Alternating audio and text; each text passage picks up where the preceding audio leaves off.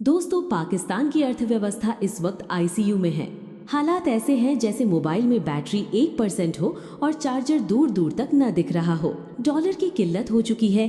IMF के दरवाजे खटखटाते खटखटाते पाकिस्तान के हाथ थक चुके हैं। लेकिन सुधार, अरे वो तो दूर दूर तक नजर नहीं आता। जीडीपी की बात करें तो 2023 में पाकिस्तान की जीडीपी ग्रोथ रही सिर्फ 0.3%। अब सोचिए, उधर भारत 7% से दौड़ रहा है और पाकिस्तान घिसकट रहा है। हालात इतने खराब हो चुके हैं कि देश की माली हालत देखकर लोग मजाक में कह रहे हैं, पाकिस्तान का अगला बजट टिकटॉक वीडियो पर पेश होगा। महंगाई की बात करें तो वहाँ आलू टमाटर अब आम आदमी की पहुंच से बाहर हो चुके हैं। पेट्रोल के दाम इतने बढ़ चुके हैं कि लोग अपनी बाइक को बेचकर साइकिल चला रहे हैं। मिडिल क्लास तबके की कमर टूट चुकी है और गरीब तबका तो बस खुदा के भरोसे है। अब बात करते हैं विदेशी मुद्रा भंडार यानी फॉरेक्स रिजर्व की। तो जनाब, हालत ये है कि रिजर्व ऐसे पिघल रहा है जैसे दिल्ली की गर्मी में फ्रिज में रखा आइस क्यूब। एक वक्त पर सिर्फ 3 हफ्तों का ही डॉलर रिजर्व बचा था। यानी अगर आप किसी को विदेश भेजने की सोच रहे हैं तो पहले पाकिस्तान को डॉलर भेजिए। अब बड़ा सवाल ये उठता है कि इन सब का भारत से क्या लेना देना है। क्या पाकिस्तान की ये हालत भारत के लिए अच्छी खबर है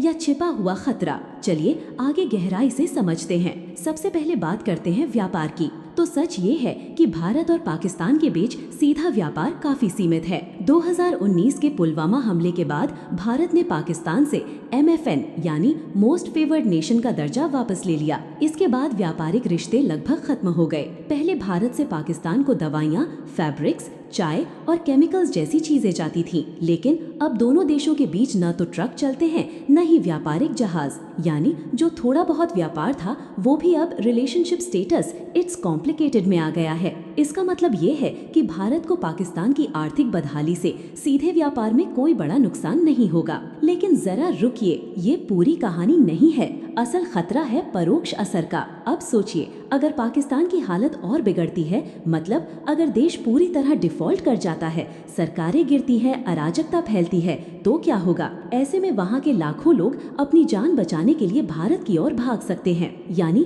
रिफ्यूजी संकट, बॉर्डर पर भारी दबाव पड़ सकता है और भारत को इसे रोकने के लिए न केवल मानवीय दृष्टिकोण से सोचना पड़ेगा बल्कि सुरक्षा के लिहाज से भी। इसके अलावा पाकिस्तान की कमजोरी का दूसरा पहलू है सीमा पर बढ़ता तनाव। इतिहास गवाह है कि जब जब पाकिस्तान के अंदरूनी हालात खराब हुए हैं, उन्होंने ध्यान भटकाने के लिए सीमा पर फायरिंग या आतंकवाद को बढ़ावा दिया है। भारत को ये बात ध्यान में रखनी होगी।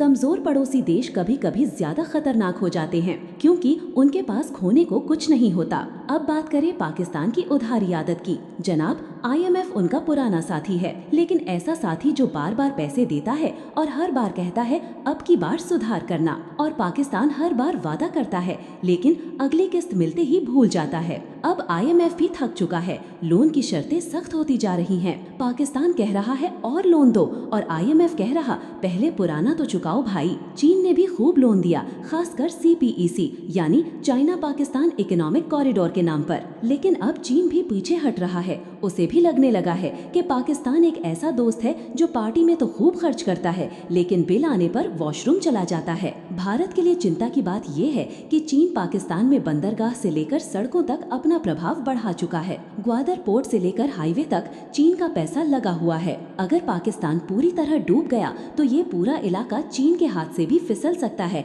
या फिर वहाँ सैन्य दखल की कोशिश हो सकती है। IMF और चीन दोनों के लिए पाकिस्तान एक फंसा हुआ निवेश है और उनके डूबने का असर पूरे दक्षिण एशिया पर पड़ सकता है। अब थोड़ा ध्यान रक्षा मामलों पर भी दें। पाकिस्तान की अर्थव्यवस्था इतनी कमजोर